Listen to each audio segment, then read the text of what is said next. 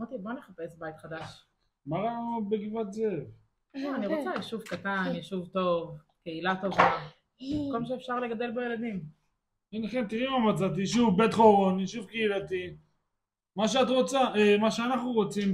בית חורון, יישוב קהילתי, פורח ופסטורלי במרכז הארץ, עם נוף יפהפה, ובו תמצאו מגוון של אנשים מכל רחבי הארץ, ממש ויעשו כולם אגודה אחת.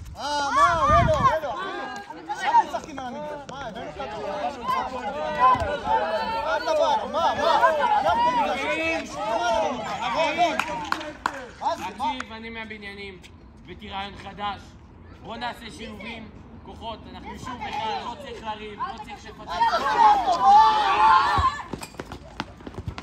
בעקבות הסכנות מהם חוששים רבים באזור, במיוחד בזמן המלחמה, אנו מציעים לכם ביישוב אבטחה מקצועית ברמה הגבוהה ביותר.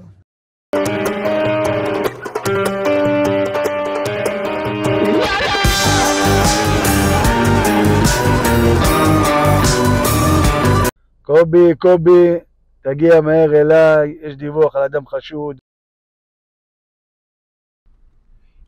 ג'ובאני, אני בדרך. מה קרה? איפה הנשק? קובי, נו? בורקסים, קובי! בורקס, הנשק הסודי. בחייאת קובי! בורקסים, נו! עצור!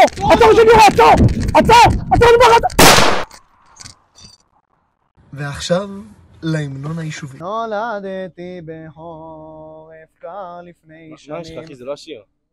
מה יש לך? זה בית חורון יישוב הארץ. בית חורון יישוב. לא, זה ההמנון של היישוב. זה לא. של ליאת יצחקי.